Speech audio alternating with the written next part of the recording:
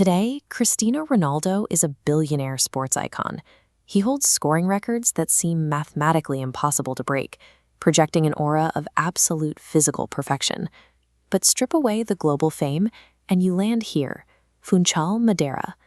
Born in 1985 as the youngest of four, his family faced severe financial difficulties. His father worked as a gardener, his mother as a cook. Football offered an immediate escape. He spent his childhood kicking a ball through narrow streets before joining local clubs like Andorinha and Nacional. It became a singular, consuming focus. This dominance was the direct result of the financial vacuum of his youth, translating the pressure of poverty into a lifelong competitive engine. At 12 years old, he packed his bags and left his family behind to join the Sporting CP Academy in Lisbon. The isolation hit hard. He was deeply homesick in a massive city, crying most days. To counter the loneliness, he funneled all his remaining energy into obsessive, repetitive training. Then his body threatened to quit. Doctors discovered a condition called tachycardia. His heart raced dangerously fast, a medical red flag that routinely ends athletic careers before they even start. He opted for immediate heart surgery.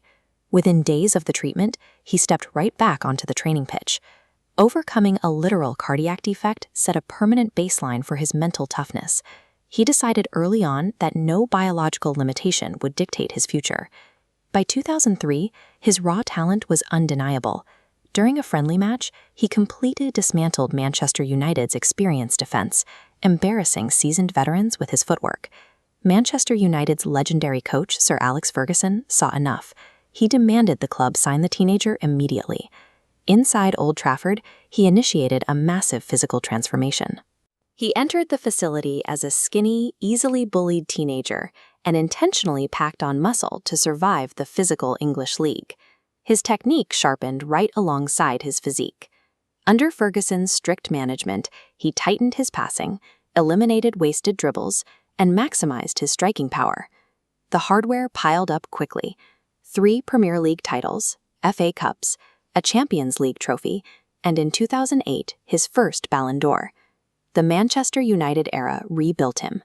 He arrived in England as a flashy, unpolished prospect and left as a highly calibrated offensive weapon. In 2009, Real Madrid paid a world record transfer fee to secure him. This marked the entry into his absolute prime. This diagram illustrates his biomechanical advantage. He developed a vertical leap hovering significantly above an average defender's height, dominating headers with extreme accuracy. Add explosive sprinting speed and a striking technique maximizing force from long distances, and defenses simply ran out of answers. Across the country, Lionel Messi matched his output. This era-defining rivalry acted as a daily pressure cooker, forcing both to continuously elevate their standards. He answered that pressure with volume. He shattered club records, secured 4 more Champions League titles, and became Real Madrid's all-time leading scorer.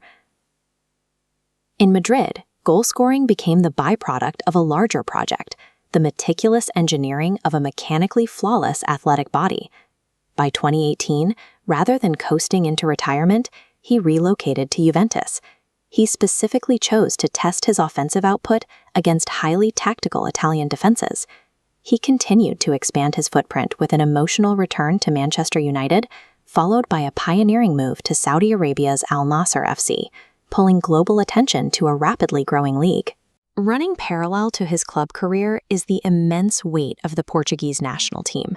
As captain, he carried the expectations of an entire country.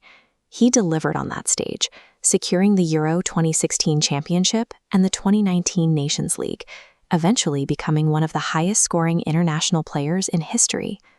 Producing high-level metrics across 4 entirely different leagues and international tournaments proves his extreme discipline. He created a level of play practically immune to aging and environment. Off the pitch, he shares his life with Georgina Rodriguez and anchors himself heavily in his role as a father to his children. He operates as a global institution. He runs fashion businesses, hotels, and fitness brands, while quietly directing millions toward hospitals and disaster relief. Track the full trajectory: a financially strapped kid on a small island, utilizing strict discipline and unshakable confidence to become a global sports icon. He provided a case study in how technical discipline can optimize raw potential. His journey suggests that while talent is the foundation, a legacy of this scale requires a lifetime of deliberate, relentless construction.